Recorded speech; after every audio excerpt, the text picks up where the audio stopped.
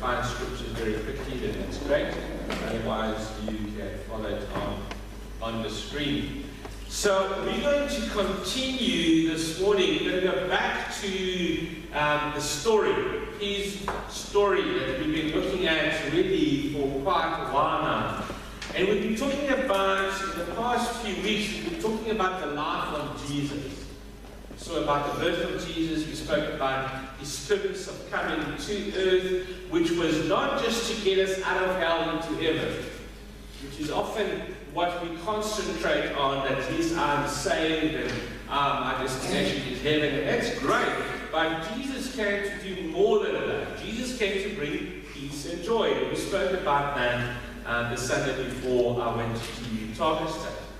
And so we see that the story is Jesus becoming God in flesh. As John said in his gospel, the Word wrapped itself in flesh. Isn't that beautiful? The Word wrapped itself in flesh. In the beginning, the Word was God. The Word was with God. So in some mysterious way, the story is Jesus in flesh and blood. And his story that we've been talking about, looking in the Old Testament, we see that now it's coming in the form of flesh and blood. And it is really important for us to understand if we look at the life of Jesus Christ. Because he is living the path and walking the story for us. And it's a struggle. It's a struggle to walk this story. It's a struggle to walk the story of Jesus in today's life, isn't it? It's not an easy thing. And the story is a struggle, and it was all the way back, it was a struggle for the early disciples to walk it, and it still is today. But God does it, He takes the story, his story, and he says, you know what? I'm going to walk it in front of you. I'm going to walk this story in front of you. Watch me, I am the story. I am God incarnate. And that's what Jesus is doing for us. So that's what Jesus says to us. So when we see Jesus, we are actually seeing God, isn't it? In a way that Jesus touches the leper, you are seeing God, isn't it? In a way that Jesus speaks and challenges the people and says the parables, you are seeing what God is like. In a way that Jesus confronts oppressive systems and powers, that is what God is like. In a way that Jesus makes peace deals with sinners and tax collectors, that is who God is like. When Jesus hangs on the cross, it's in a way God climbing on the cross, because that's what God is like. You get it? That's who God is. And Jesus displays to us the true meaning of God's story, his story. This is who God is. The mystery of the incarnation is incredibly important, and sometimes we either make Jesus just about the cross, and like he sort of wasted 3 years of his life just doing things and speaking things. The life and ministry of Jesus is so important, not just because he was a brilliant rabbi, a brilliant teacher, but because, again, that's what God is like. So this morning, even though it's not actually the day to celebrate it, I want to talk about and walk with you through the triumphal entry, where Jesus now enters into Jerusalem. And in order to do that, we need to look at the Roman Empire in the time of Jesus. So if you could put the slide up for me. Okay, so this is basically the Roman Empire in the time of Jesus. Okay? I mean, you can see that's quite a vast empire. Okay? That was the world of the Romans in the time of Jesus. Rome literally owned the civilized world in the first century, as you can see in the map. From Spain to literally India. One man reigned the entire empire, and his name was Caesar. And what he did was that he split his kingdom, and you can see he split those kingdoms into regions. And parts of those regions he put in rulers that were responsible to maintain the political stability. Because you can imagine that, I mean, here is Spain. You can imagine how difficult it is to control this entire area. So he literally put in people who would rule for him. They had to make sure that there was enough tax that was collected and was paid to Rome. And as long as things were done the Roman way, there was peace. You actually enjoyed the spoil of Rome, and it was known as the Pax Romana, the peace of Rome. Now there is one piece of dirt, okay? Literally one piece of dirt. Okay? Which is right here. And that is Israel. Okay? It was one of the most politically frustrating parts of this entire Roman Empire. It was completely unstable. It was a hotbed for political riots and all that kind of stuff. Because there was a group of obnoxious people living in there who lived there because they refused to take part in what Rome was all about. They refused to worship the polytheistic system of gods. Polytheistic is more than one god. They refused to do that, and they refused to worship Caesar as Lord. Okay? But you see, it was a very important area because it would control the gateway from the north to the south, from the east to the west. And there were two highways. I spoke to you about it before. There was one highway here, which was called the Via Mare, which is the way of the sea, and there was another highway here called the King's Highway. Okay? And that controlled the east to the west, and that controlled the north to the south. And in a way, every conquering army was not really interested in this little piece of dirt. The Romans really wanted to control not just Europe, as we know it, Europe, but they actually wanted to go into Africa, North Africa. And the way to do it was to go by boat, but also to go through here. That's why the Romans built all these wonderful roads. You know the saying, all roads lead to Rome. Okay? Because they built all these roads. And these people in this land just refused to comply with the Roman Empire. So what they did was they created what was called the Jewish exception. Okay?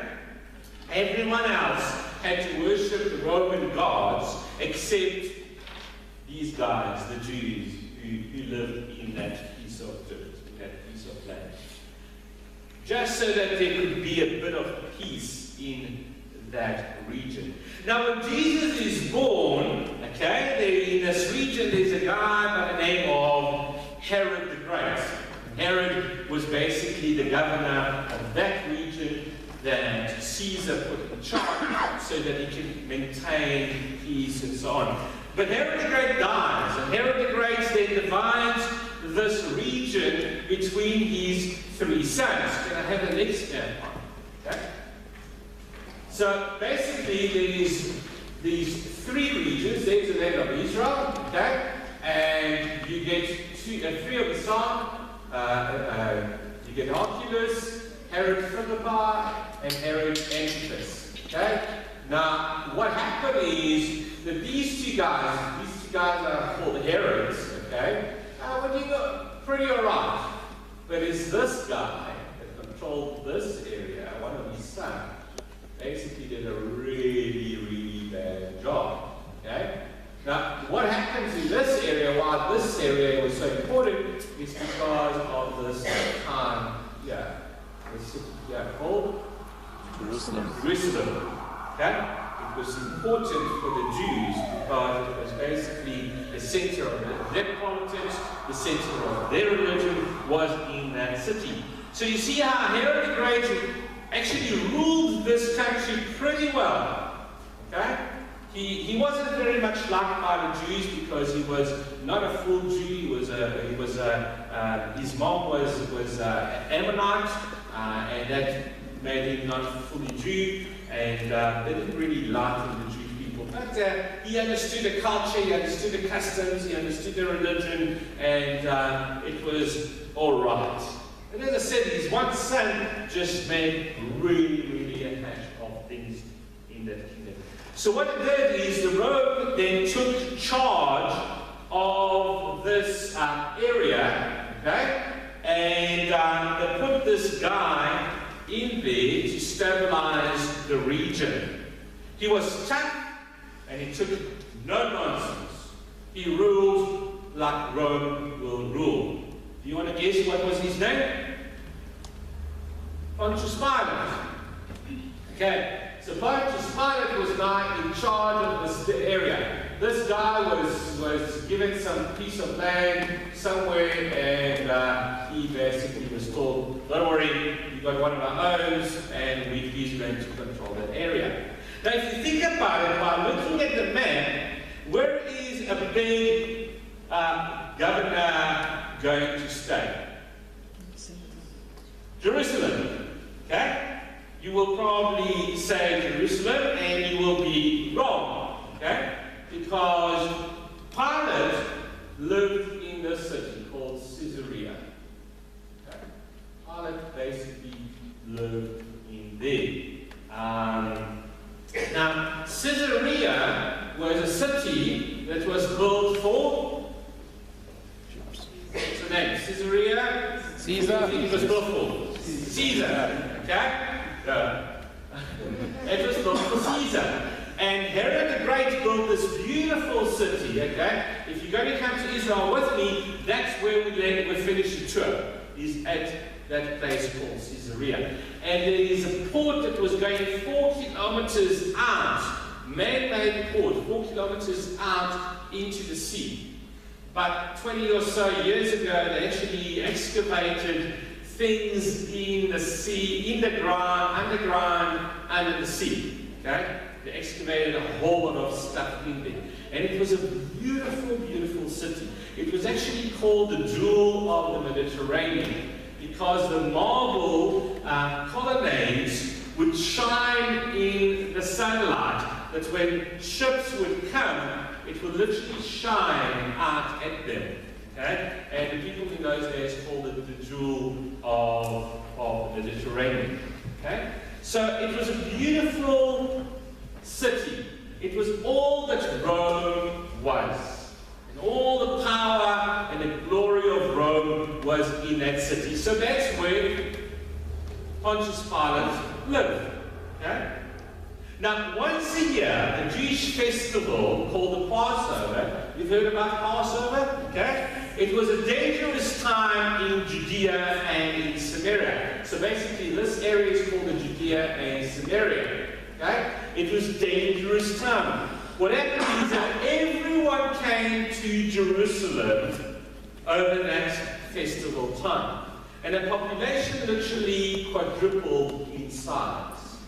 It was an opportunity for the Jews to come and celebrate, remember that God rescued them from foreign empires, and they have these 4 glasses of wine throughout the evening, and they're talking about what God has done, and they get really heated about this because here is God. They're talking about how God pulled them out of slavery, but yet when they're looking outside in fear, they are still in a way slaves, aren't they? And so there is this temptation to want to go out to the streets. You see what I mean? You see what it can potentially happen? And if you were a governor in that region at that time, your job is not to enjoy the spoils, but your job was to make sure that nothing gets out of hand in Jerusalem. So every year, on the week of Passover, Pontius Pilate moves from here and he comes into Jerusalem from the west. Okay? He marches from Caesarea to Jerusalem. Now, when Pilate travels and he marches, okay, he basically has an entourage of people coming with him. As a matter of fact, he sometimes used to have a detachment, possibly a legion, okay, of guys who were marching with him. In other words, when they were moving from Caesarea to Jerusalem, you could see the might of Rome. You could see the colorful red capes that they had, those golden shields that they carried. You could see the mighty power of the eagle standing on being lifted up. That was the power of Rome. You could hear them marching in unison as they were marching into Jerusalem. That was the power and the might of Rome. Now, I want you to look at the next slide. So Pilate, the one in Jerusalem, so Pilate comes in from this road. Okay? This is Jerusalem in the time of Jesus. Okay? And Pilate is basically going to march from Caesarea, on the other side of the look, and he's going into Jerusalem from the west, from this side. Okay? It's called the Jaffa Road. He enters Jerusalem from the west. And you need to imagine this for a second. The unison of the soldiers marching to the beat of the drums. And you can almost hear this. And you can hear this. Can you imagine that? Yeah, I mean, if you've seen movies of those times, you can see this beauty and this splendor of Rome, the color of Rome. The scroll reader opens it and he announces the coming of Caesar, and he says, "This is Caesar Augustus," or whatever the name of that Caesar was, and he says, "This is the wars that he has completed. This is the power of Rome. In the name of Caesar, bow down and worship Caesar." And everyone just stands back in awe of it. And at the back of all of this entourage, or legion of soldiers, at the back on a white stallion, the symbol of military and conquest, rides Pilate into Jerusalem. Do you get the picture? Do you get the message? The message is very clear. Don't even think about it, Jews. Don't even think about a little revolt, Jews. Don't even think about doing anything out of the ordinary, Jews. One step out of line this week, and we will crush you immediately with the power of Rome. So this is the week before Passover in Jerusalem. Now we are told that Jesus, on exactly the same week, maybe even the same day, maybe even exactly the same time that you could hear the might of Rome, okay, Jesus enters from the east. There's a temple. There's a Holy of Holies. Jesus enters probably at exactly the same time. He enters Jerusalem from the east. From the Mount of Olives, riding on a donkey. There are two kingdoms entering Jerusalem, probably at exactly the same time.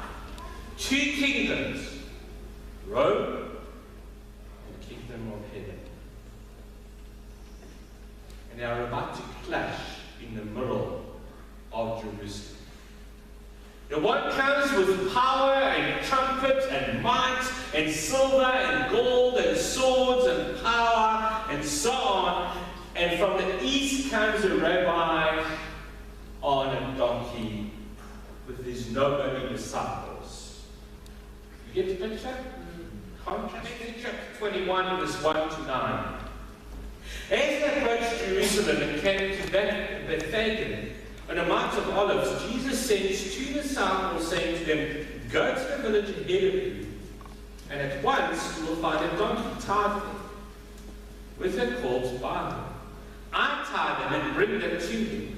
If anyone says anything to you, say to them that the Lord needs them, and he will send them right away."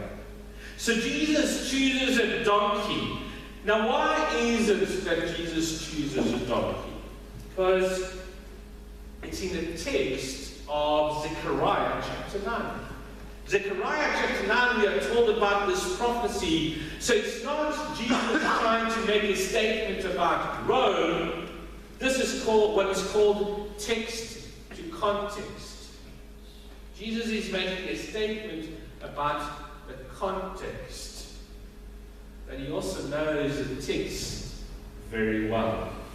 He's using a text to make a statement about the context in which he is at. Does it make sense? Jesus knows what the text is, he understands the context, and he makes this statement. And all the Jewish people who are surrounded by Jesus at that time and see him on a donkey, they understand what is taking place. Because let's carry on reading. It says, "This took place to fulfill what was spoken through the prophet, saying, Say to daughter of Zion, see your king comes to you gently and riding on a..." That's the prophecy. Riding on a donkey, on a colt, the foal of a donkey. Now, I know that you know Zechariah very well. Okay? Yes. Some of you know Zechariah off by heart. Okay? If I ask you to look Zechariah up, you will go to them in nanoseconds. So you will know how Zechariah ends the story. The story of Zechariah ends with this great vision of all the nations that have oppressed Israel in the past. But they gather in Jerusalem to celebrate the festival of tabernacles, or as the Jews call it, the festival of Sukkot. Now, one of the things that the Lord instructs the people to do on the last day of this great festival was to take a palm branch and gather around the temple. And as they took this palm branch, they shake it up and down, up and down. They shake, and it sounds like rain. They shake the palm branch up and down, and it makes this and it sounds like rain. And so they will shake the palm branches and think of how God has provided for them. They even wrote some songs about it. One of them, we know this song. It's in Psalm 118, verses 25 to 27. "Oh Lord, save us." Now, do you know how you say the word save us in Hebrew? Hosanna. Oh Lord, Hosanna, Hoshiana. Lord, grant us success. Blessed is he who comes in the name of the Lord. From the house of the Lord we bless you. The Lord is God, and he has made his light shine on us. We bore he with his hand he brought us joy in a procession upon the horns of the altar. Now you have to understand that this whole celebration of tabernacle was about God saving us. And God providing for us. What happened through years after years that are set in oppression under the Babylonians, under the Persians, under the Greeks, under the Romans. What do you suppose happens as you're in the temple with your palm branches shouting and shaking this thing, and this branch is going shh, shh, and you're shouting and going, "Save us! Save us, oh God! Save us!" What do you think happens as you do that? You Build excitement. Well, excitement. You get a little bit bitter about what has happened because you look around the context which you're in and it doesn't look like God has saved you. You see, when you shake a palm branch and shout God, it's no longer about the rain anymore. To shake a palm branch in the first century was actually a criminal offense by the Romans. To shake a palm branch. You were put to death as a terrorist against Rome if you were shaking a palm branch, because you can see what was behind shaking a palm branch was basically getting you all excited. It's almost like fees must fall, fees must fall, and so on. Okay, do you get the picture, guys? Okay, now let's go back to the story, okay, in Matthew 21, 1-9. The disciple went and did as Jesus had instructed them.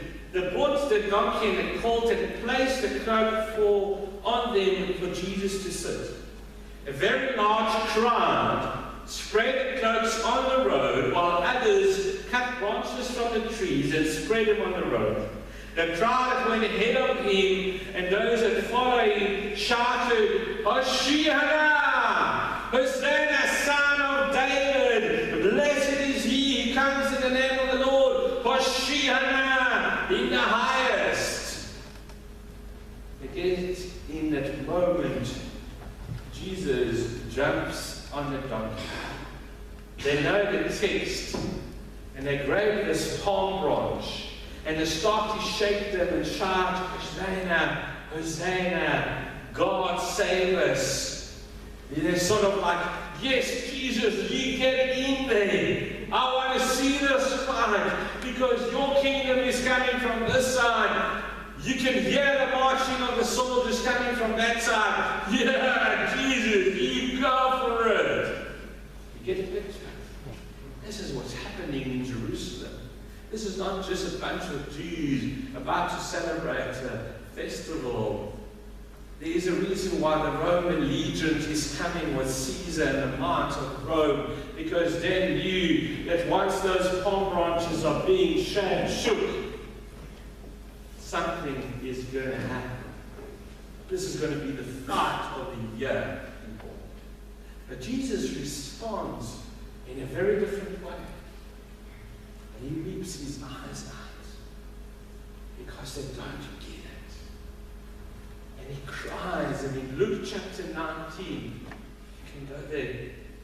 Luke 19, as he approaches to Jerusalem and he saw the city, he wept over it and said, "Ah, Jerusalem, if you only, even you, had only known on this day what would bring you peace. But now it is hidden from your eyes. The days will come upon you when your enemies will build an embankment around and against you and encircle you and hem you in every side. They will dash you to the ground, you and the children within your walls. They will not leave one stone and another, because you did not recognize the time of God coming to you, or Jerusalem." One day Jesus was thinking of Zechariah. Because look what the next verse says, back to Zechariah chapter 9, 9-10. "Rejoice greatly, daughter of Zion. Shout, daughter Jerusalem. See, your king comes to you, righteous and victorious, lowly and riding on a donkey, on a colt, the foal of a donkey. I will take away the chariots from Ephraim, and the war horses from Jerusalem. And a battle bow will be broken. He will proclaim peace unto the nation." What do you think Zechariah is talking about here? He's talking about this other kingdom that's coming into Jerusalem. But it's not going to be the fight of the century between Jesus and Caesar, but Jesus is coming to bring peace and shalom. And Jesus weeps as he comes into Jerusalem. And they're all shaking the palm branches. And he says, Jerusalem, Jerusalem, if you only knew what will bring you peace. Yet you did not recognize it. We so easily can look at this story and criticize them for not recognizing Jesus. And really, read your text. But I want to challenge us this morning. Do you recognize Jesus? Do you recognize Jesus? We don't want to ride into Jerusalem from the east. We want the kingdom riding from the west, don't we? We want the power, we want the color, we want the mind, we wanted it, Lord, we want it now, we deserve it now, Lord. I've been a Christian for so many years, I deserve it, Jesus. That's Rome, isn't it?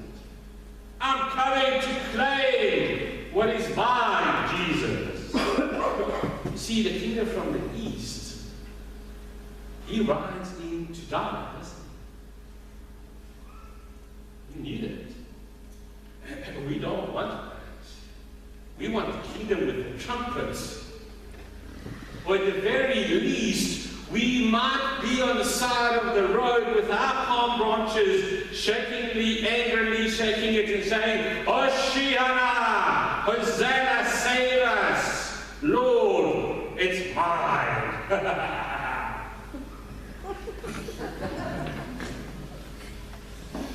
We're so quick to judge and think if we had the power, we could do things differently. We don't want the kingdom from the east with the rabbi who says, love your enemy.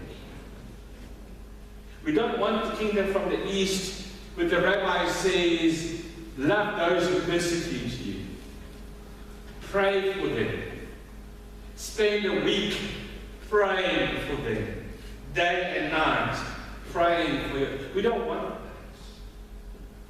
You see, there was a wonderful study tool in the biblical days that the rabbi would use to teach the disciples or his students how to understand what he's teaching. And sometimes they will take an item or a character in the story and they will double that character or that item.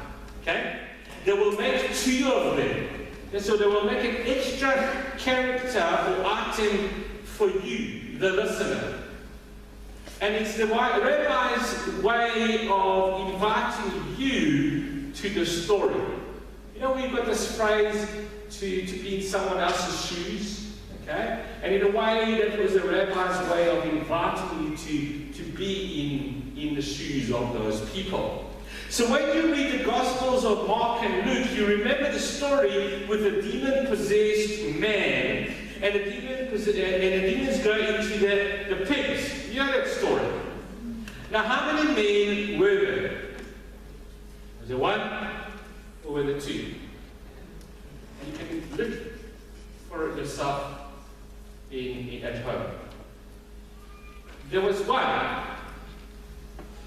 But in Matthew, account of that story, there were two. M-E-N, not M-A-N. Okay? Because the listener is invited to be the other man, almost to be in that person's shoes. In other words, asking the listener, what are you going to do? What would your response be? Now, in the story of the blind man, in Mark and Luke, there is only one blind man. But in Matthew, there are two. Again, M-E-N. Because you are being invited to be a part of the story. How would your response be to Jesus if you were a part of the story? And let me ask you a question.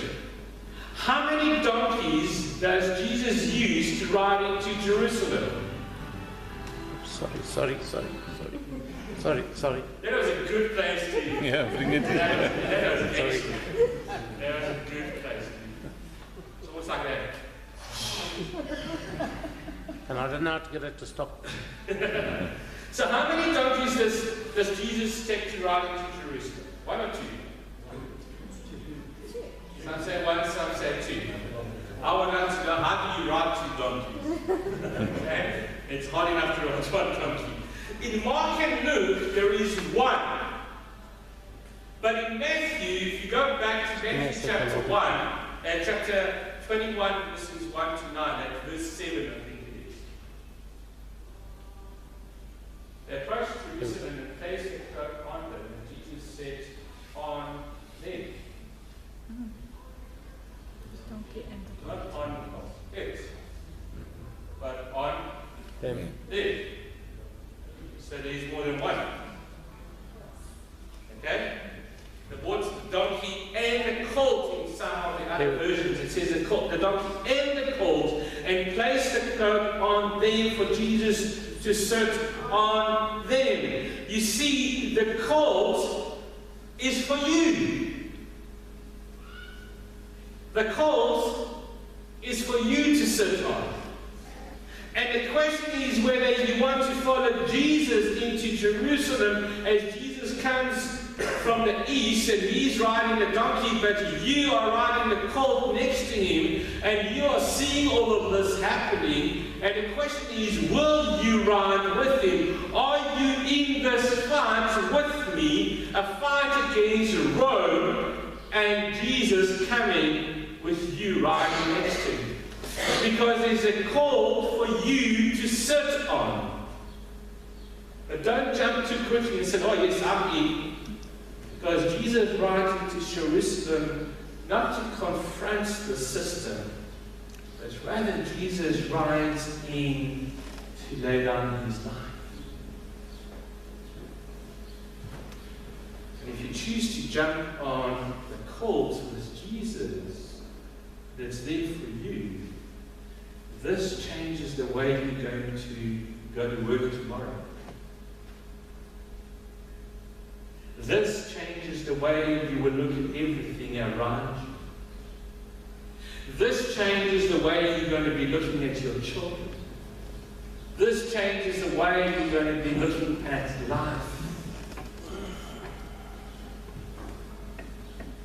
See, in a few weeks' time, we're going to look and stand near the empty tomb in the story that we've been looking at. And the tomb is empty. Hallelujah.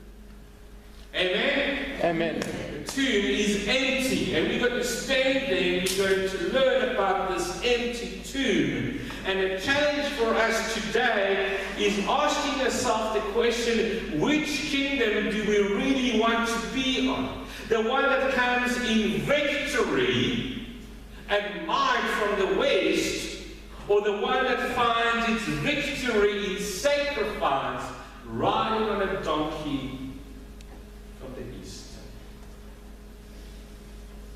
And that is the question that we are faced with this morning. Which kingdom will you choose? Because if you choose the one from the east, it means you have to sacrifice.